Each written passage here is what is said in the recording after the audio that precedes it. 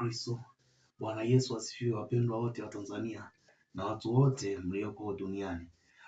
Nasoma kitabu cha Yakobo 4 mstari wa kwanza. Vita vyatoka wapi? Na mapigano yaliyoko kati yenu yatoka wapi? Si humu katika tamaa zenu zifanyazo vita katika viungo vyenu?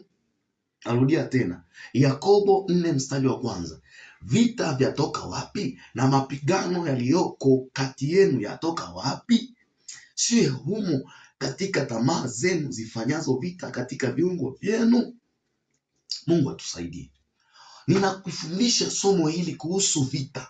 Vita ndani ya ndugu vinatoka wapi? Mimi na wewe ni walokole. Mimi na wewe tumeokoka. Wewe umeitwa na Mungu na mimi nimeitwa na Mungu. Paulo anasema kama wewe umeitwa na Mungu na mimi nimeitwa na Mungu, kwa nini sasa tunafanya vita? Hujui kwamba mimi ni ndugu yako? Haujui kwamba mimi ni mlokole mwenzako? Haujui kwamba mimi na wewe tunayo safari moja? Wapendwa, tujue kitu kimoja. Mimi na wewe tunayo safari moja.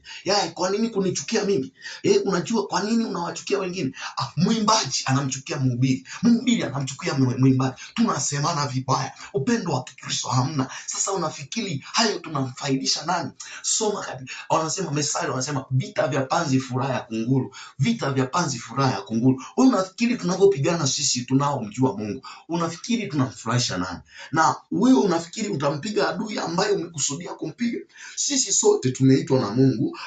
Asili yetu ni moja. Sisi tumeumbwa na Mungu aliye hai. Tumeumbwa, asili yetu ni watu wa Mungu. Tumeokolewa kwa damu moja, damu ya Yesu. Tumepewa roho mmoja yule yule, pamoja na kwamba tuna mafunuo tofauti, lakini tumepewa roho mmoja. Wapendwa, tumepewa roho mmoja. Na sikitika sana kwa sababu waimbaji, utakuta mwimbaji anamsema mhubiri, mwimbaji anamsema mwimbaji mwenzake, mara anakosea. Sasa kama anakosea, hayo mapigano yanatokea wapi? Ndiyo, ni ndugu yako wa vita. Wapendwa, sisi ni marafiki wa vitani. Mimi na wewe ni rafiki wa vitani. Hautakiwi kunisema vibaya, wala usimseme mchungaji vibaya, wala usimseme mwinjilisti vibaya. Imetokea watu wanabishana, wameonyesha huduma nyingine kwa bora, wamedhalau wainjilisti, wamedhalau waimbaji. Jamani, tusidhalauliane. Hii huduma ni neema Mungu ametupa. Kile ulichopewa na Mungu, Mungu ametupa wapendwa. Kwa nini tudharauliane? Acheni mapigano yaliyopo katikati yetu, si kwa ajili ya Mungu. Yale mapigano ni shetani ameweka mitego. Yeye badala ya kumpiga shetani tunapigana sisi. Badala ya kuomba kukemea shetani tunakemea na sisi. Kwa nini tusimkemee shetani? Mungu hapendi mtu apotee, bali kila mtu aifikirie toba. Mungu hapendi mtu yeyote apotee, bali kila mtu aifikirie toba, na kila mtu amhesabu mwenzie. Ukisoma kitabu cha Wafilipi 2 mstari wa 2, na kila mtu amuone mwenzake, basi furaha yetu ijalizwe. Anasema ijalizeni furaha yenu katika mapenzi mamoja, katika nia moja. Mpendezane ninyi kwa ninyi. Anasema ya kwamba kila mtu na amhesabie mwenzake kuwa ni bora kuliko yeye. Jamani, tuhesabiane kuwa ni bora. Umhesabu mwimbaji kuwa ni bora. Usijione kuwa ni bora kwenye huduma yako. Ona sasa, nimemwona Kaini anampiga Habili. Kaini anamuua Habili. Unafikiri Kaini alimfurahisha nani? Inakuwa ni hasara yako. Unashindwa kwenye vita. Umeitwa kupigana na shetani, unaanza kupigana na mtu. Jamani, nimetoa imempendezesha Mungu. Usinionee wivu mimi.